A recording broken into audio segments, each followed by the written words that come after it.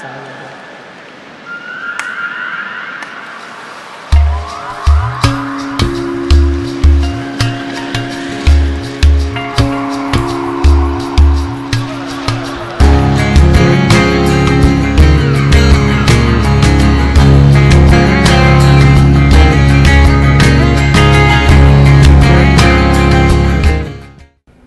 Buenos días, continuando con el ciclo de conferencias de actualización médica continua. Hoy nos vamos a ocupar de un tema que es muy importante dentro de la patología en Venezuela y en los países en desarrollo. El tema es neumonías en pediatría. Antes de entrar en la definición, es conveniente analizar que esta entidad nosográfica, ¿no?, tiene muchas consecuencias en la morbimortalidad en nuestra población, así mismo en Latinoamérica, ¿no?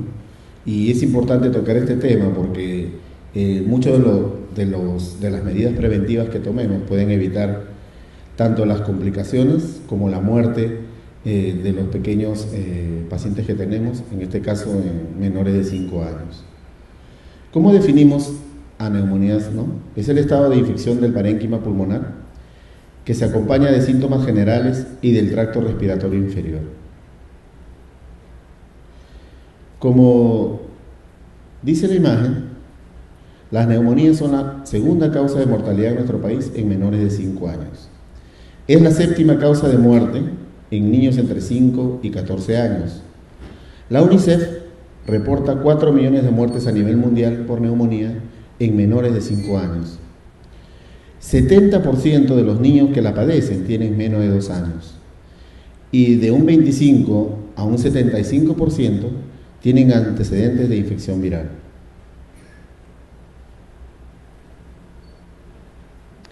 El 70% de los casos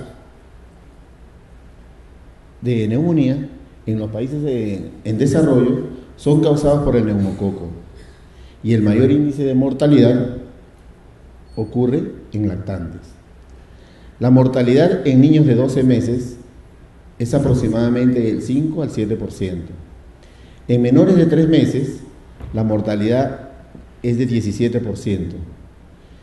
Y como complicación, el 55% de los empiemas pleurales son secundarios a neumonía o abscesos pulmonares. Etiología de la neumonía según la edad.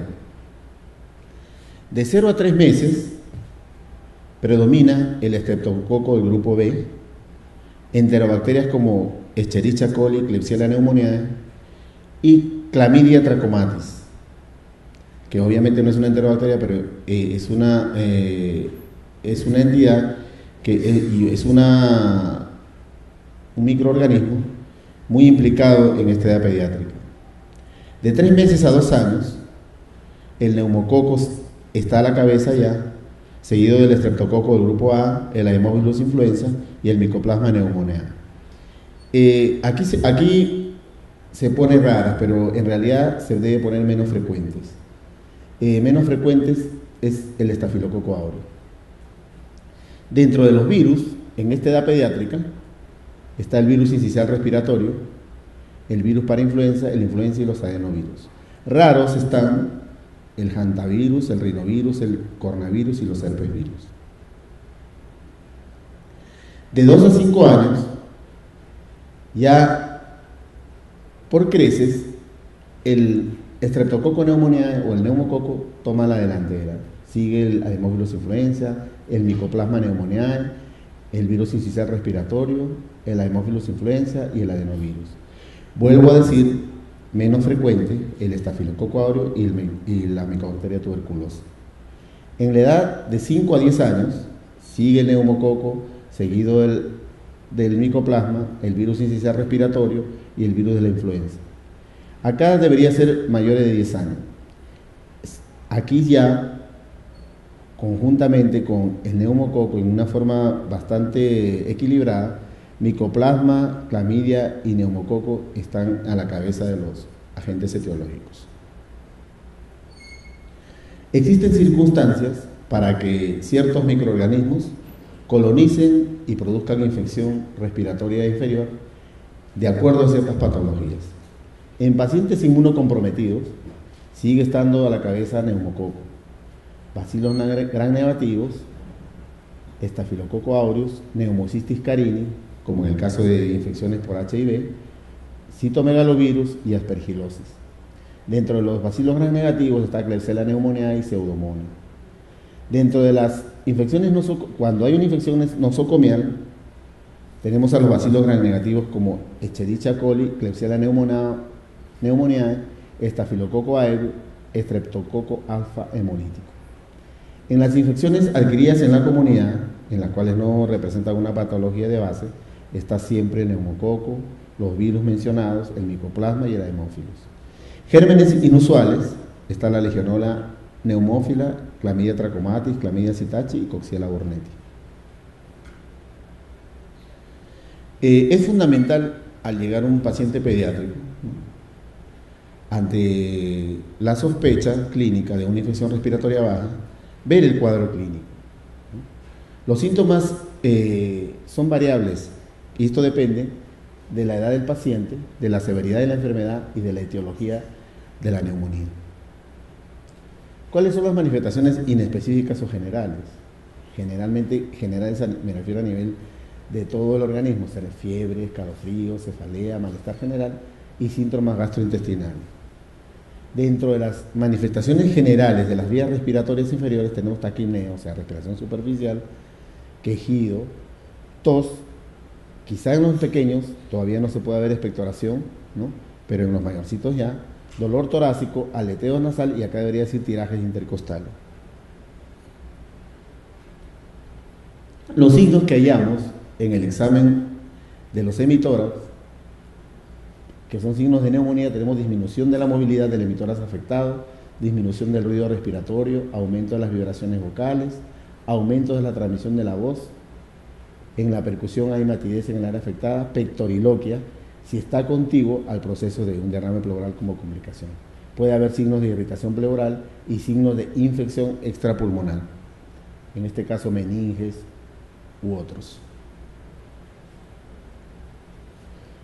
Se ha establecido ciertas características clínicas, ¿no? Y obviamente se ha hecho una ponderación y una mensura en relación a la frecuencia.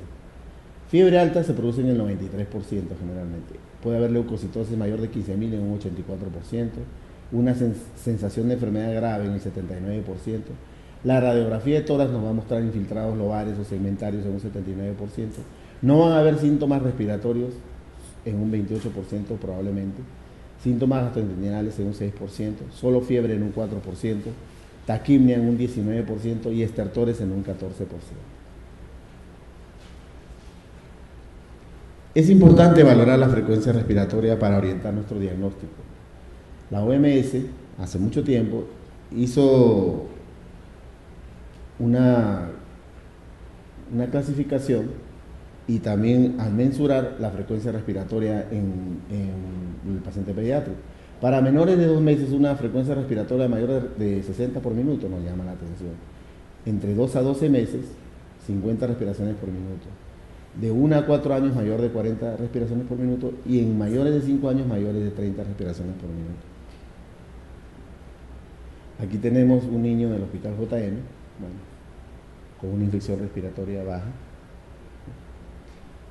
Ahora bien, ya habiendo explorado la parte de la anamnesis y del examen clínico, obviamente, volvemos a recalcar, ¿qué hallazgos tenemos que encontrar dentro de la exploración física en un paciente con neumonía? Hay una disminución de la movilidad en el hemitórax afectado, la disminución de los ruidos respiratorios, porque hay una consolidación pulmonar, un aumento de las vibraciones vocales, por ende, aumento de la transmisión de la voz, matidez en el área afectada y pectoriloquia, como digo, si está contiguo al proceso de derrame pleural. Ahora bien, hasta aquí ha sido que clínicamente estamos orientados al problema de una infección respiratoria baja. Pasaremos a establecer el diagnóstico por métodos auxiliares, ¿no? En este caso, la radiología. Aquí vemos un infiltrado, ¿no?, a nivel del lóbulo medio, ¿no?, una infiltración, una opacidad, ¿no?, una radioopacidad homogénea, ¿no?, justamente en el lóbulo medio, que hace unidad con la sombra cardíaca. Clásico de una neumonía por neumococo. En verdad, en los niños, debido a lo pequeño de sus pulmoncitos todavía, pueden haber síndromes de condensación o neumonías que no representen, como en el adulto, la clásica presentación en forma de lobular o segmentaria, ¿no? Pueden ocupar otros campos, otros espacios pulmonares. Aquí tenemos otro tipo de neumonía, pero esta es una neumonía complicada, ¿no? Acá hay una infiltración difusa, ¿no?, que donde hace consolidación es también en el lóbulo medio, ¿no?, y nos podría dar en algunos casos cierta información sobre la etiología del agente bacteriano que está implicado. Aquí tenemos una neumonía, ¿no?, que ocupa todo el campo pulmonar derecho. Cuando se habla en forma radiológica, se habla de campo pulmonar. Aquí tenemos otra neumonía en pediatría que está en la periferia, ¿no?, clásica condensación. Una neumonía a nivel del lóbulo inferior y de la língula en el hemitórax izquierdo, que ya está tomando, aquí vemos unos infiltrados paraileares en el lado derecho. Entonces, vemos la parte radiológica y ahora nos vamos a ver la parte de otro método de diagnóstico que va a reforzar obviamente la orientación clínica que ya habíamos tenido. Podemos hacer cultivos de expectoración, pero no son muy valederos porque salen muy contaminantes. Los hemocultivos tienen una baja sensibilidad, pero una alta especificidad. Cuando salen positivos, es que podemos estar seguros que hay aspirados nasofaringios, cultivos bacterianos. Otro método de diagnóstico es la serología, en el caso de determinar IgM para una infección reciente o IgG para Mycoplasma y Clamidia pneumoniae, citomegalovirus y virus de Epstein-Barr. La reacción de cadena de polimerasa que se utiliza en el diagnóstico de infección por Mycoplasma pneumoniae, Bordetella pertussis y Clamidia trachomatis. Otros exámenes invasivos, cuando no se encuentra muy fácilmente el germen y persiste el cuadro clínico, sería la fibrobroncoscopía con lavado broncoalveolar. Ahora bien, hecho ya el diagnóstico, ¿no?, que puede ser por clínica y radiología, clínica, radiología y métodos de microbiología, ¿no?, podemos ver clínicamente si la neumonía es grave o no es grave o no es grave. Si es una neumonía no grave, podríamos dar tratamiento en casa con antibióticos, es decir, si el niño come, es mayor de 1 año, etcétera, como vamos a ver más adelante. Si mejora, ¿no?, con el tratamiento en casa, el tratamiento es por 7 días, ¿no?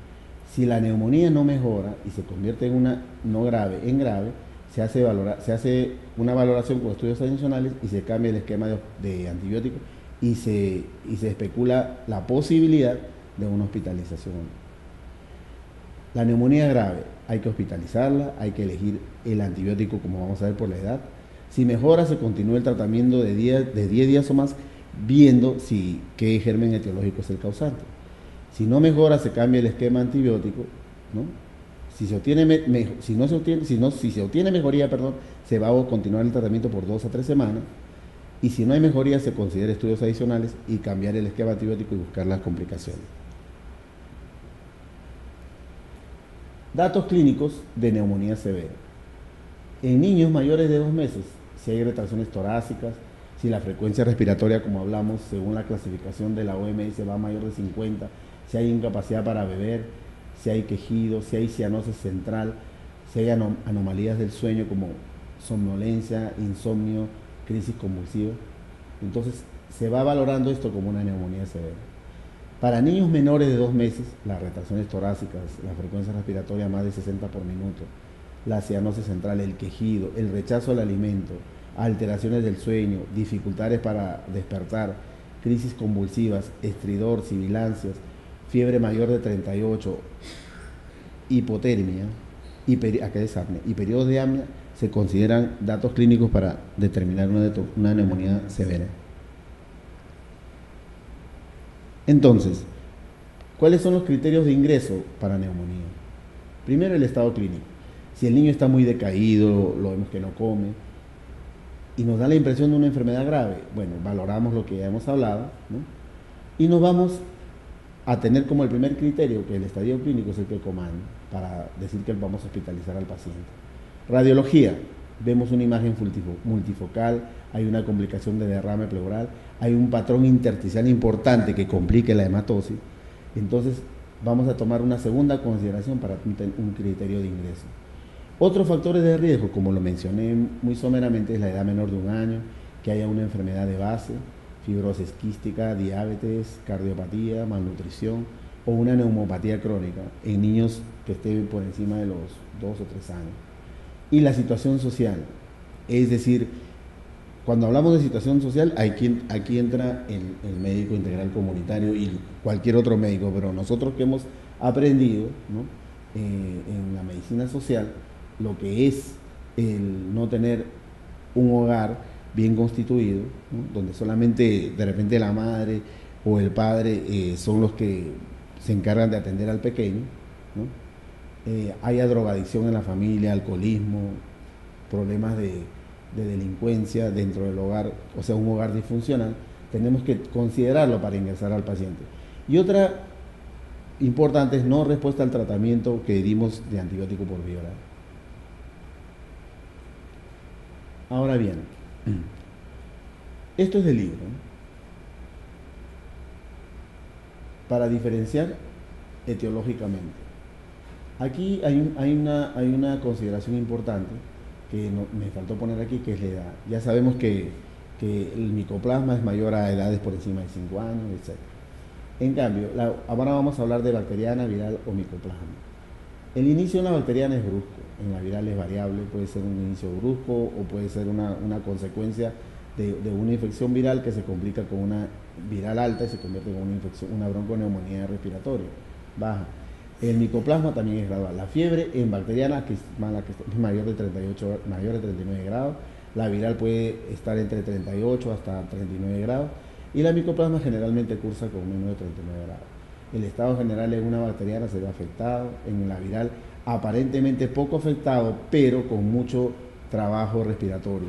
Aquí puede ser una afectación del estado general, vamos a decir, moderada. La auscultación, quizá en los 3 encontremos estertores localizados, pero aquí hay mucho ronco y componente bronquial, al igual que en la viral, ¿no? En la radiología vemos el clásico patrón alveolar de condensación, en la viral intersticial básicamente, y en el micoplasma es mixto, se combinan ambos, ¿no? En la bacteriana es muy frecuente el derrame pleural y en esta es muy, muy infrecuente.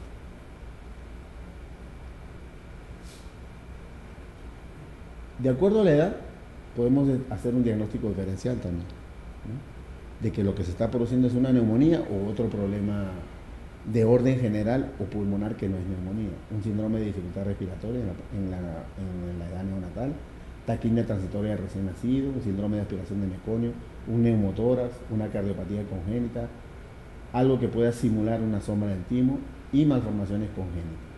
En la neumonía en la infancia puede haber hiperreactividad bronquial con atelectasia, aspiración de cuerpo extraño, fibrosis quística, síndrome de cilios inmóviles, anomalías pulmonares congénitas, neumonías intersticiales, ¿no?, edema pulmonar, síndrome de inmunodeficiencia adquirida que se comportan como unas neumonitis también, y enfermedades del colágeno. ¿Cómo manejamos ambulatoriamente la neumonía? Si vemos que el paciente no está grave, entonces debemos indicar, como siempre, las medidas generales: reposo, hidratación adecuada, alimentación fraccionada y antipirética. Manejamos el síndrome broncoobstructivo en el caso, por ejemplo, de que haya un asma presente, ¿no? Y se produzcan atelectasias por tapones mucosos. Se le puede utilizar salbutamol, 2 puffs cada 4 o 6 horas y kinesioterapia respiratoria según presencia de hipersecreción bronquial, ¿no? Se inicia el tratamiento antibiótico, como vamos a ver, y se le controla en un plazo de 24 a 48 horas para continuar con el tratamiento ambulatorio o tomar otra decisión, de acuerdo a la evolución del paciente. Bueno, aquí tenemos una mamá colocándole los broncodilatadores, papá también. Tratamiento farmacológico según la edad.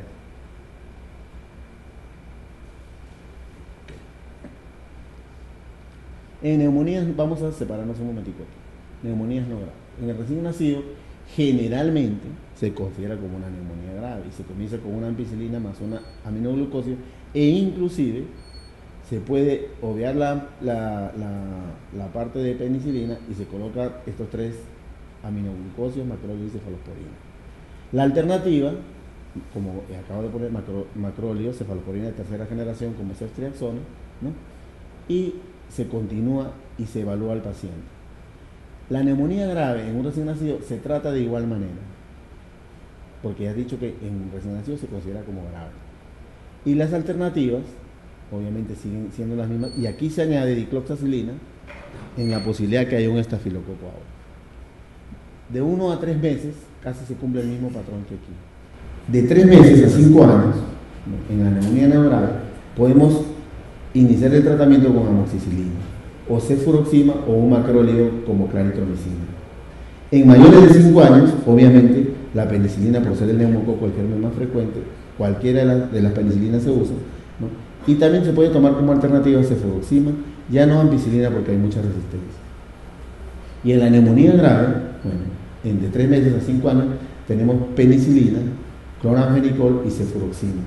Cefuroxima más macróleos, o también como muchos utilizan de primera elección la cefotaxima y la ceftriaxona, ¿no? Igualito para mayores de 5 años.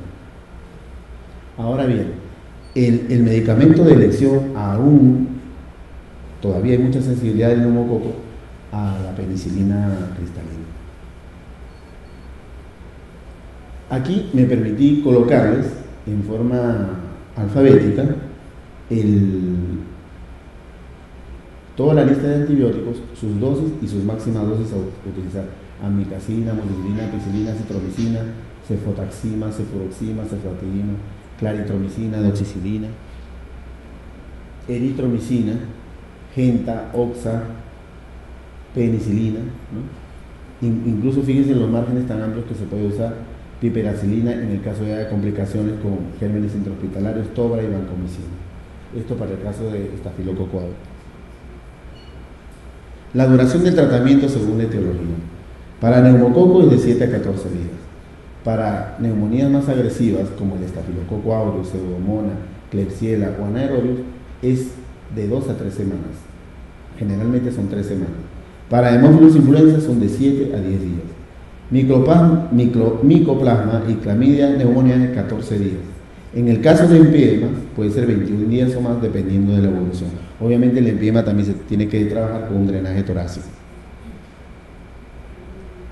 ¿Qué criterios nos hacen cambiar dentro de la hospitalización a un paciente de una sala general a unidad de cuidado intensivo?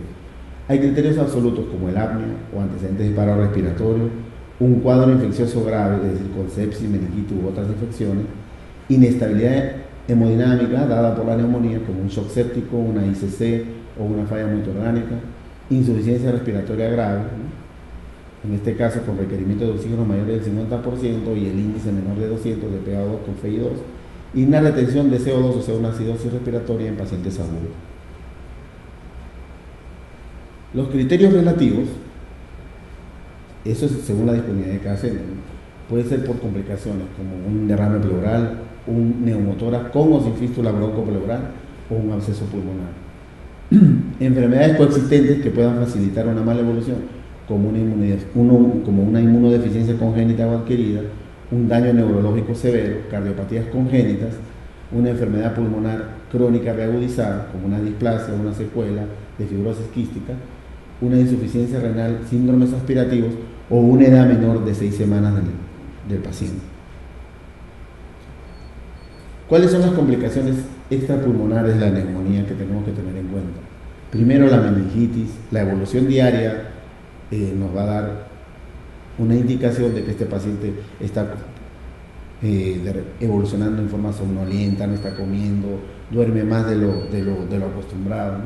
Hay dolores articulares, puede aparecer soplo, puede disminuir el sonido de los ruidos cardíacos, puede haber dolor abdominal o puede haber dolor en el cuadrante superior izquierdo que nos puede indicar un infarto esplénico.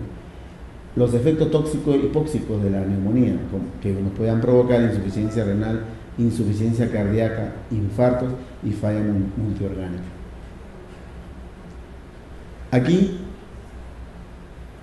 nos vamos a detener un poquito porque vamos a ver dos placas que son importantes. Miren, aquí por una infección de estafilococo se está formando un neumatocelio, o sea, una cavidad de aire dentro del propio pulmón, dentro de un segmento pulmonar, porque se ha roto el bronquio, ¿no? Por lisis enzimática del estafilococo. Aquí mismo se puede ver un nivel hidroaéreo, ¿no? Con un absceso y un neumatocelio. Esta es otra complicación que la que vimos al inicio. Vean el nivel dentro de una cavidad neumatocélica. Aquí vemos una infiltración total del campo pulmonar derecho con derrame pleural, y esto ya es un empiema pleural.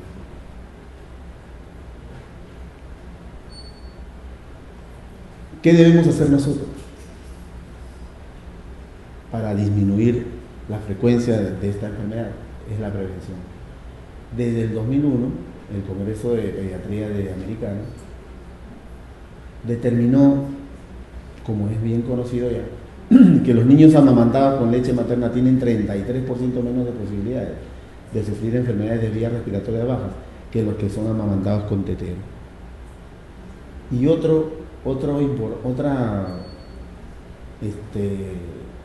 indicación importante para la prevención es la inmunización contra el neumococo. Ya en Venezuela existe la vacuna conjugada para 13 serotipos de neumonía, o de neumococo, perdón, 13 serotipos de neumococo, y es el 19A que es el que más está afectando ahora con severidad.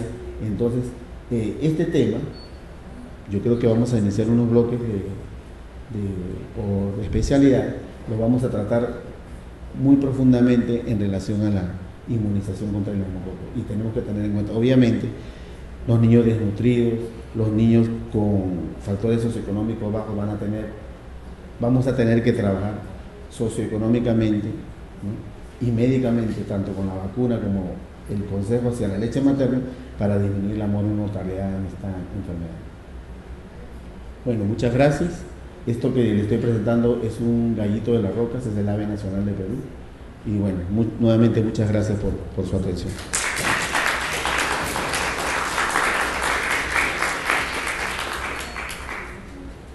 Cualquier pregunta o duda, le agradezco que por favor la formule. Y estoy aquí en medio de las posibilidades de responderse. Muy buena la clase de hoy. Radiológicamente, para ser más preciso, ¿cuándo comienzan a ocurrir los cambios favorables para el paciente una vez comenzada la antibiótico-terapia para una neumonía basal derecha no complicada? Esa es una de las preguntas. La otra pregunta, ¿cuáles son los pacientes más susceptibles para neumonía izquierda por neumocitis carini? ¿Por qué? Porque en el Hospital Pérez Carreño, cuando estuve en medicina interna, fueron más frecuentes los pacientes con VIH, los que se veían normalmente con este tipo de neumonía. Y la otra es radiológica una vez, si no tenemos en el momento, digámoslo así, un rayos X de tórax que realmente es determinante, pero no completamente, porque primero está el diagnóstico clínico e incluso más allá que el diagnóstico paraclínico con laboratorio radiológico. ¿Qué técnicas, qué tips nos pudiera dar usted a los que estamos en ambulatorio, que se nos presentan frecuentemente estos casos? Pacientes que tienen clínica de infecciones respiratorias bajas, pero a veces por no tener en la mano los medios paraclínicos para tratar de diagnosticarla completamente, a veces se nos escapan algunas cosas de las manos. La primera pregunta está en relación al concepto de radiología. ¿Cómo evolucionar a un paciente radiológicamente? El proceso histopatológico que implica una neumonía, tiene un curso, ¿no? Y primero ocurre un proceso de infiltración, un proceso de consolidación, al final un proceso de cicatrización, ¿no? Eso, de acuerdo a la evolución del paciente, uno no puede estar tomando, un consejo para todos, radiografías a cada rato. Se dice que en 2 a 3 semanas, mínimo 3 semanas, es el tiempo que uno tiene que tomar una radiografía para poder ver, algunos incluso hablan hasta de 6 semanas, para ver la evolución de una neumonía. Todo depende de la evolución clínica del paciente. Tú ya diagnosticaste una neumonía, tanto clínica como radiológicamente. Esperas el tiempo, 4 o 5 días, con el antibiótico que le está dando dentro de la hospitalización, con todo el aparataje y las medidas generales de hidratación, etcétera, etcétera, y vas viendo, si el paciente te va evolucionando bien, no hay ningún problema, ¿no? El paciente va a disminuir su frecuencia respiratoria, la fiebre va cayendo al tercer, cuarto día, el paciente va comiendo mejor, está en mejor estado de conciencia, etcétera, etcétera, etcétera.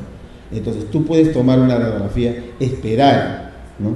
Y no es el alta del paciente, no se da con una radiografía, eso es imposible, ¿no? Tú ves la evolución clínica, le haces su hematología, si ya bajaron los índices hematobiométricos, los leucocitos están cerca de 10.000, el paciente ha evolucionado mejor, entonces, y después lo llamas tú a control, entre la tercera y la sexta semana tomas una nueva placa y evalúas. Esa es la primera pregunta. En la segunda respuesta que te voy a mencionar es en relación al neumocistis carinii. Los pacientes que están con problemas de HIV y hay una inmunodepresión, ¿no? Generalmente, ¿no? En niños no se ve mucho neumocistis carinii, es muy raro, ¿no? La evolución de las neumonías neumolinfocíticas en niños son los que lo matan, y las diarreas en primer lugar en los países subdesarrollados. Entonces, tú me preguntas y yo te respondo con tu misma pregunta. Es decir, los pacientes infectados con HIV son los que más frecuentes. Ahora, el lado izquierdo pueden haber ciertas alteraciones, por ejemplo, ¿no? En neumonías por neumocistis carinii en adultos, que hayan pacientes con hipertensión pulmonar, que ocurra ese tipo de neumonía. Bueno, en tercer lugar me preguntaste sobre qué podías utilizar tú en el consultorio o en el ambulatorio como una orientación, fundamentalmente la clínica. Comenzamos primeramente con la casa. ¿Dónde vive? En tal sitio, un cerrito, pues, una casita de 2 habitaciones. ¿Hay o no hacinamiento? Mayor de 3 por una habitación, hacinamiento. ¿Come bien? No come bien. Cuarto lugar, ¿desde cuándo está? Hemos visto que un 75% puede, entre 25 y 75% tienen gripe o una afectación viral. Tú, sí, doctor, mire, es una gripe mal curada, porque al 4.º día de que comenzó con moquito, con tos, comenzó con dificultad para respirar y la fiebre se le fue a 39, no quiere comer. Entonces tú ya sabes que esa es una neumonía grave. Le encuentras disminución del ruido respiratorio o encuentras estertores basales, dependiendo de donde encuentres los estertores. En el niño no vamos a hablar de una localización especial.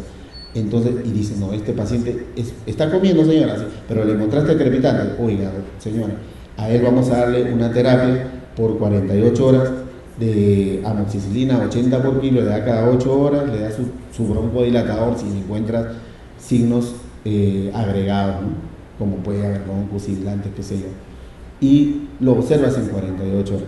Si el paciente, doctor, mire, el niño está mejor, ya la fiebrecita está en 38, está comiendo un poquito mejor, ya está jugando un poquito, perfecto, le encuentras si no tiene tirajes, listo, sigues con tu evolución. ¿Qué encuentras? Si a las 48 horas encuentras lo contrario, mira, es muy importante lo del tiraje, los signos de dificultad respiratoria. Incluso tú vamos a suponer que estamos en una sala de emergencia o allá en un ambulatorio, encuentras a un niño con un poquito de sibilantes y ya lo has nebulizado y todo, lo puedes dar de alta con tratamiento, pero si tú le encuentras al niño un mínimo tiraje, sea intercostal, subcostal, a medida que vaya, ese niño es de hospitalización. Esas son las orientaciones básicas para para hospitalizar a un paciente. Otra vez tienes que ver que es menor de 1 año, ver con quién vive, si la mamá... El aspecto te lo va a decir mucho y tu acuracia, o sea, tu agudeza clínica en preguntar la parte que siempre tenemos que mencionar, la biopsicosocial. Eso es eso. Ahora, doctor. La doctora creo que quiere un ratito opinar.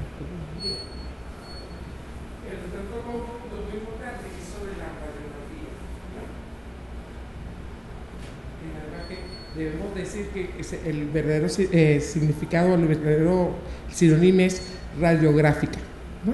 La imagen radiográfica. Es bien importante aclarar esto. Creo que abusamos en todos los niveles, tanto del médico recién graduado como los médicos que están haciendo posgrado, inclusive con algunos especialistas, con la toma de radiografía. El 80% de los pacientes que le mandamos a hacer radiografía salen rayo X normal. Después, cuando ya diagnosticamos la neumonía, como dijo el doctor, recuerden, no hay ningún criterio si el paciente está evolucionando satisfactoriamente de repetir la radiografía.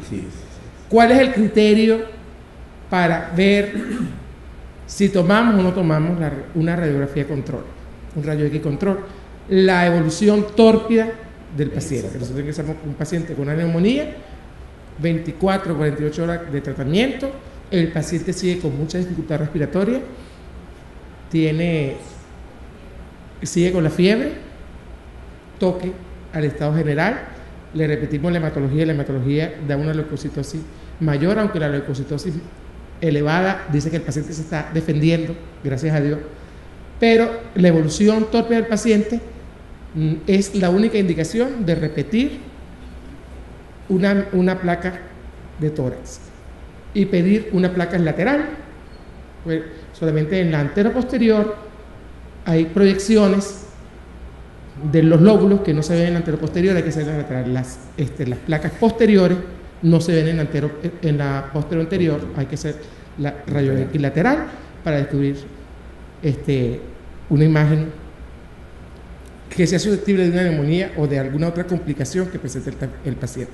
Porque hay que hacerla a las 48 horas, porque la evolución de la neumonía nos hace pensar que el paciente ha empeorado, y vamos a comparar la radiografía de inicio con la de las 48 horas y vamos a ver evidentemente que ha progresado el daño a nivel del parénquima pulmonar. Primero. Segundo, en cuanto a la última pregunta, también se abusa de manera indiscriminada con el antibiótico cuando el paciente está hospitalizado. El germen causal primordial de las neumonías en un paciente que no esté inmunosuprimido es el neumococo en todos los grupos etarios. Por lo tanto, la droga de elección sigue siendo la penicilina, la noble y vieja penicilina cristalina. En los niños a 100.000 unidades, de 6.000 a 200.000 unidades por kilo, y en los adultos de 2 millones a 3 millones cada 4 horas. Es el antibiótico efectivo contra el neumococo, que es el principal germen causal. Entonces, si ya tú pensaste que el paciente era una neumonía porque tiene clínica de neumonía, no tienes otro parámetro, usted ingresa al paciente si tiene en el hospital y cubra al paciente con penicilina y habrá cubierto o habrá protegido a ese paciente de que esa enfermedad siguiera. No, como dijo, repito lo que hizo el doctor, no hay por qué hacerle placa al paciente para el egreso. La evolución radiográfica es la última en evolucionar. Primero viene la evolución clínica, después la de laboratorio y después, en último, la radiográfica. Entonces, eso es que, y se le pueden parar a cualquiera cuando se esté pasando una revista que le diga, pídele una placa de tórax para el egreso y decirle, doctor, ¿y por qué tomar una placa de tórax? Si el paciente está en buenas condiciones, tiene más de 48 horas sin fiebre, pues egresen el paciente con toda seguridad. ¿Okay? ¿Alguna otra pregunta? En las gráficas, usted decía que los pacientes, según la edad, presentaban un porcentaje de los síntomas, ¿no? A mí me ha ocurrido que yo tengo lactantes menores de 1 año y tiene la sintomatología, la clínica característica de la neumonía. Pero cuando voy a ocultar no escucho los estrictores, en algunos casos, no en todos. ¿A qué se debe eso? Bueno, mira, escúchame, hay lo que se llama disociación clínico-radiológica, ¿no? Por ejemplo, en muchas enfermedades virales de repente no vas a escuchar nada. Y tomas una placa y de repente encuentras con una bronconeumonía y simplemente escuchas una bronco. ¿Entiendes? Igualito son con las neumonías de orden micótico, ¿no? Que tú escuchas mucho y de repente no ves nada. O al revés, ¿me entiendes? Eso puede ocurrir. Depende de la etiología. Claro. Adelante, doctora. En los lactantes, la clínica de neumonía es bien dispersa. Acuérdense que el tórax de los recién nacidos y los lactantes es redondo, el cuello está pegadito del tórax, todos los ruidos de la nariz se transmiten hacia el pulmón, hacia el tórax. Entonces, la clínica es importante, pero verdaderamente en el lactante es donde está justificada la placa de tórax para poder hacer el diagnóstico claro de que el paciente tiene neumonía. Porque los ruidos aéreos en el lactante son muy confusos por lo corto del tamaño del tórax, el abdomen y el cuello. Entonces todos los ruidos se transmiten. Claro, puede haber una gran matidez, ¿no? Cuando tú perfutes, pero la auscultación no es clara para diagnosticar neumonía en el lactante. En el lactante, verdaderamente sí es donde quizá uno de los grupos etarios donde la radiografía de tórax es indispensable para hacer el buen diagnóstico de neumonía. En la posterior anterior y en la lateral. Porque los niños pueden presentar neumonía de las proyecciones posteriores que no se van a ver en la posterior anterior como el derecho. Entonces, sí, la clínica a veces no es compatible con la radiografía. Entonces, le tomamos la radiografía y vemos verdaderamente una imagen densa, homogénea, y dice, ay, pero este paciente no tiene tanta clínica para tener, pero sí. Y acuérdense que en los niños son, sobre todo del hemisferio derecho, y si es neumonía del lóbulo superior, muchas veces por la modificación de los bronquios. Y la imagen radiográfica susceptible de una neumonía por neumococo, muchas veces el lóbulo superior, como una moneda, son las imágenes radiográficas. Yo presenté una imagen. Entonces, vamos a tratar de repetírsela porque de verdad que es muy si es un lactante que no está inmunosuprimido, que no tiene ninguna otra patología, sigue siendo el neumococo el agente causal de la neumonía. Miren, fíjense, aquí está la patología. Se sabía, anteriormente se hablaba que hasta los 5 años el germen principal causante de neumonía era el hemófilo influenzae.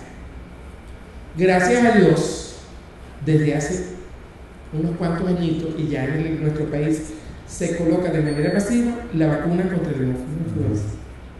Y el hemófilo influenza no solamente, como dice la gente, no, le pusieron la vacuna contra la meningitis. No. El hemófilo influenza no cubre nada más el hemófilo que da meningitis, cubre el hemófilo que da neumonía, el hemófilo que da otitis. ¿Okay? Entonces, por eso se dice que independientemente del grupo etario, si el paciente no está inmunosuprimido, el germen causal es el estreptococo. Diferente es en el recién nacido. Pues recién nacido sí, pues recién nacido sí lo podemos tomar como un paciente que está inmunosuprimido porque su carga inmunológica todavía no ha terminado de madurar o está en vía de maduración. Y que los germes que pueden producir la neumonía a un recién nacido pueden ser porque se haya contaminado por el paso del recién nacido a través del canal del parto, haya tenido un germen causal dentro de la sala de parto. No son enfermedades de germen nosocomiales o de... No son de canal del parto. Exactamente. Entonces, en el recién nacido, sí. O sea, desde el primer momento del parto hasta las 28 horas, hasta los 28 días de nacido, lo que se llama como recién nacido, podemos llevarlo hasta el mes y medio, siempre y cuando, dependiendo de cuando haya empezado la sintomatología, el recién nacido con la neumonía, ¿verdad? Porque si me viene a consultar a los 32 días, pero resulta que tiene una semana enfermo, esa neumonía empezó el día Pero ya cuando es lactante, normalmente está contaminado, pues se contaminó en la casa, porque alguien tenía una gripe. Acuérdense que... Y lo otro importante, que lo he visto en la emergencia de mi hospital donde trabajo, con mis internos, con mis residentes, hasta con los mismos médicos de planta, no existe, a menos que el paciente esté sumamente inmunodeprimido, un cuadro infeccioso o una neumonía sin un paciente que tenga fiebre. Entonces, se han ingresado pacientes con neumonía, pacientes que no tienen fiebre. Entonces, no existe, a menos que el paciente esté sumamente inmunodeprimido. Y lo otro, recalcar que no se asusten cuando mandan a hacer la hematología, el paciente tenga 18.000 blancos, tiene 20.000 blancos, promedio de segmentado. Asústense cuando el cuadro es clínico, está bien comprometido. Ustedes ven que el paciente tiene 5.000 blancos, tiene 2.000, 3.000 blancos, 9.000 blancos, porque ese paciente no se está defendiendo. Cuando tiene 18.000 blancos, promedio de segmentado, ese paciente tiene una evolución, su organismo se está defendiendo contra la enfermedad. Entonces, para contestar aquí una dudita que ve que es de etiología, ¿no? El espectro. Yo quería profundizar en el próximo bloque la parte de inmunización, que de verdad es el objeto principal de evitar el tipo de complicaciones. Neumonías por neumococo siempre van a haber. Lo importante es que no existan empiemas, no existan derrames, no existan meningitis ni otitis, que aquí en Venezuela hay dos, uno que le hace la Pfizer, que es el Prevenar, y el otro la Simpleris, que es la de Glaxo, ¿no? Y que se puede colocar a todos los pacientes menores de edad. Menos mal, usted nombró ahí, doctor, también la vacuna contra el neumococo. Se ha tratado de darle un valor excesivo a la vacuna del neumococo. Por eso que inclusive hubo una... Algunos recordarán una propaganda horrorosa que salió, que estaba el niño en la cuna y de repente el niño ya no estaba en la cuna, se fue cayendo porque no lo habían vacunado contra el neumococo, ¿no? Entonces eso nos conllevó inclusive al colegio médico y algunos a hacer un llamado a la Sociedad de Pediatría y Puericultura, pero eso no se puede permitir, pues la gente se volvió como loca buscando la vacuna del neumococo. Y resulta que el neumococo tiene sus indicaciones, o sea, se puede poner a todo el mundo, pero no está masificado entre el esquema de inmunización de nuestro país como tal. Tiene sus especificaciones muy claras, que son los pacientes inmunosuprimidos y los pacientes mayores de 60 años, porque son pacientes que su cuadro inmunológico ya está cambiando. Por lo tanto, esas son las indicaciones para poner la vacuna. Los pacientes que están en hacinamiento, los pacientes que van para cuarteles, los pacientes que están en los presos en las grandes penitenciarías. Entonces, en esos casos sí, pero no masificar, no era la idea de masificar la vacuna en todos los lactantes, en todos los preescolares, ¿verdad? Y con esa campaña publicitaria macabra, capitalista 100%, que lo que buscaba era que la gente, como no estaba la vacuna dentro del ministerio, porque no es política, salieran corriendo a comprarla o a ir al pediatra al privado para poner la vacuna, una vacuna que no sé ni cuánto cuesta, creo que costaba en aquel momento como 300 bolívares.